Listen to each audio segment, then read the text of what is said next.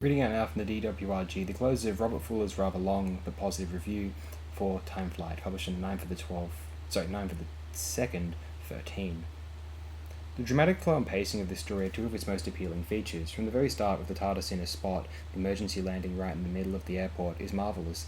The Doctor telling of the contact unit and the eerie sense of calm before each plane is swept away in the time corridor is just amazing. From there, we have the genuine sense of atmosphere as the Doctor helps to break the delusion that they are back at Heathrow as corpses seen by Nyssa, who is sensitive to what's going on in this prehistoric world. The Xeraphin life force takes more of a hold over Nyssa as the plasmatons manifest themselves. The drama here is exceptional. Sarah Sutton's sense of poise and timing, Professor Hayter's stubborn, dynamic honesty, resisting hypnosis, distrusting others and their stories, and the earnest loyalty of the crewmen to the Doctor, whom they now trust. The Doctor learns more about the mystic and the power that he doesn't control as the others in different teams, Nyssa won't stay behind, make their way to the Citadel, which is superb design. The hypnotized crew being used as slave labor to penetrate the sanctum of power makes for excellent drama, as the endearing crew attempt to free them while others traverse the corridors of the Citadel. Hayter, who doubts everything around him because of the horror of what's happened, becomes an unwilling adventurer, while the Doctor is forced to relinquish the TARDIS key to help save his friends, as more adventurous wandering through the Citadel corridors continues in an attempt to thwart the Master before he can make good on his plans.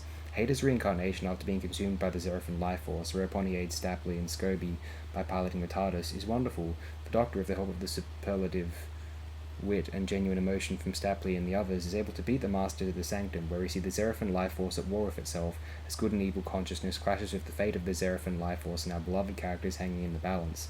These are compelling dashes back and forth as different characters attempt to evade the Master in the corridors as they attempt to get to the Sanctum, and it never drags. The induction loop from the Master's TARDIS as an indirect route to the Sanctum's power is inspired, as is the ingenuity shown by the crew to use a little excavation to create a workable runway so the plane can make it back to the future. Stapley's idea of putting a spanner in the works, thwarting the Master's plan to raid the Doctor's TARDIS for spare parts, thanks to Stapley's quick thinking the Master has the wrong parts, was yet another especially nice touch. Time Flight is one of the most enjoyable Davison stories and easily the strongest of his first season. It's a lavish adventure with many compelling elements, whose bad reputation is most undeserved.